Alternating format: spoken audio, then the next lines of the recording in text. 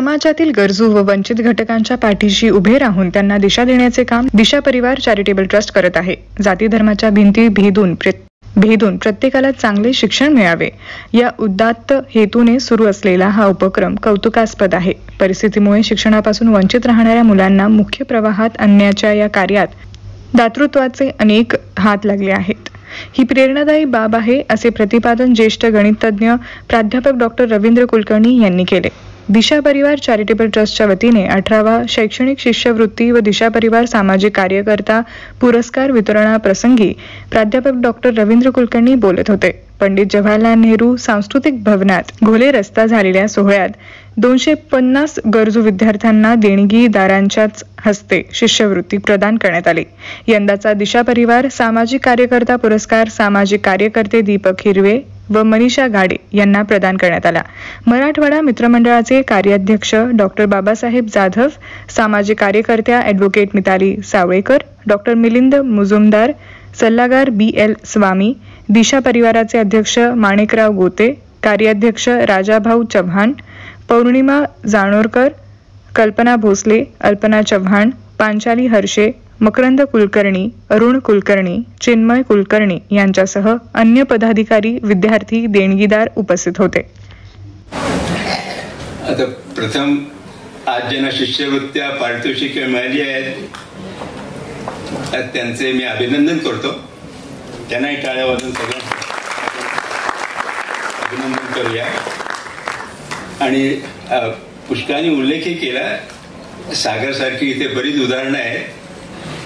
त्यांचे उदाहरण त्यांनी आपल्या डोळ्यासमोर ठेवावे.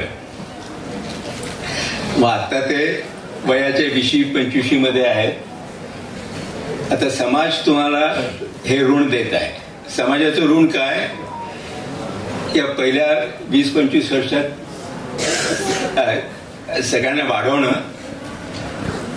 नंतर तुम्ही तुमचं कुटुंब चालू करा, मुलांचं संगोपन करा, आणखी आर्थिक स्थैर्य मिळवा आणि काहीतरी सामाजिक जाऊ दे, पण काहीतरी कोणत्याही क्षेत्रात जाताना तुम्ही त्याच्यात प्रावीण्य मिळवलं पाहिजे. ते प्रावीण्य मिळवून तुम्ही काही करा. मी म्हणेन 35, 40, 45 वर्षापर्यंत हा विचार अत्यंत चांगला आहे. हे तुम्हाला समाजाने दिलेलं आहे. आता त्या समाजाचं ऋण तुम्ही कसं फेडणार आहात याचा वयाच्या 40-45 नंतर किंवा त्याच्याही आधी ज्यांना जमत असेल त्यांनी त्याचा विचार चालू करावा. दिशा परिवार म्हणजे मला असं वाटतं दात्यांचा विश्वास आहे त्या संस्थेवर.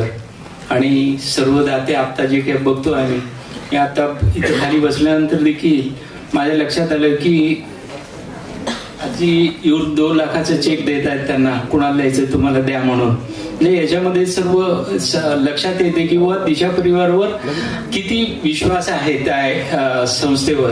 कारण एक खात्री आहे की आपण दिलेले पैसे हे कुठेतरी सत्कार्य लागणारच कुठल्याही परिस्थितीत.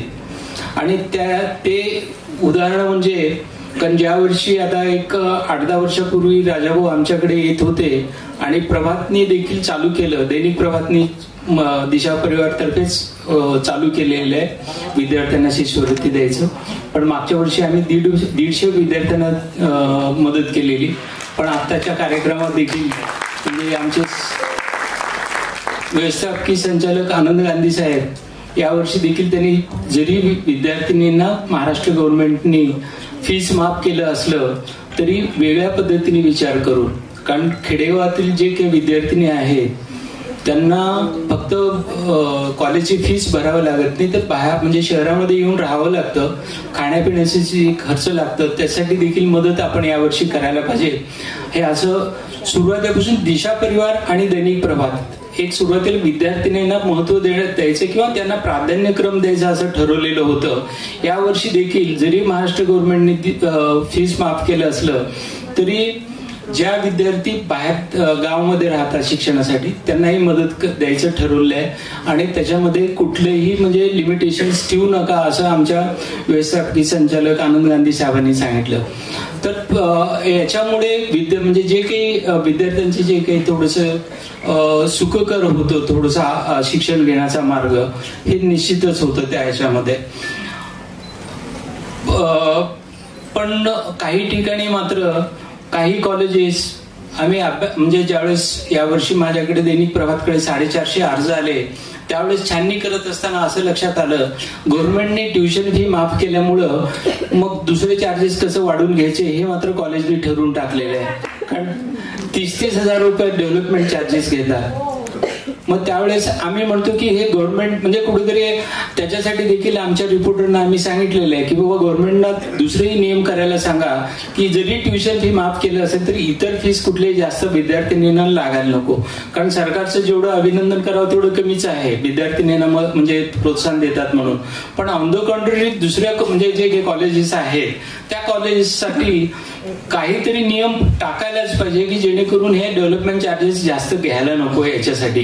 की आपल्याकडे एक दाते आहेत की ज्यांनी आताच दीनानाथ मंगेशकरला 4 कोटी रुपयाची देणगी दिली आहे. ती का तर हिमालयात जे ट्रेकसाठी जातात त्यांना त्या वातावरणासाठी जुळवून देता यावं अशा पद्धतीचा फ्लोर हा दीनानाथ मंगेशकरला आता केला जातोय. म्हणजे किती प्रकारचं दान आपल्याकडे दिलं जातं. त्याचबरोबर मला आनंद आहे की प्रेक्षकांमध्ये किंवा आपल्या सगळ्या दात्यांमध्ये काही अशी मंडळी बसलेली आहेत की जी आमच्या देणे समाजासाठी या उपक्रमाचा सुद्धा लाभ घेत आहेत. त्यावेळी मला खरंच कोणाच्या तरी आधाराची गरज होती तेव्हा दिशा परिवार माझा आधार बनला. मी आज इथे उभा आहे त्यात माझ्या कुटुंबाचा एवढाच या परिवाराचा देखील खूप महत्वाचा वाटा आहे. आज मी एका नामांकित बँकेत काम करत आहे ते फक्त माझ्या दिशा परिवाराच्या सहभागामुळे आणि माझे दाते शंतनू नाईक सर यांच्या महत्त्वपूर्ण गायडन्स आणि सपोर्टमुळे. वेळोवेळी मला हवी ती योग्य मदत करत मला व माझ्या आयुष्याला योग्य दिशा दाखवण्याचं काम दिशा परिवाराने सातत्यपूर्ण व नेहमी केले आहे. या गोष्टीची जाणीव मला आजही आहे आणि यापुढेही राहील. त्यामुळे या दिशा परिवाराचा मी खूप आभारी आहे. धन्यवाद.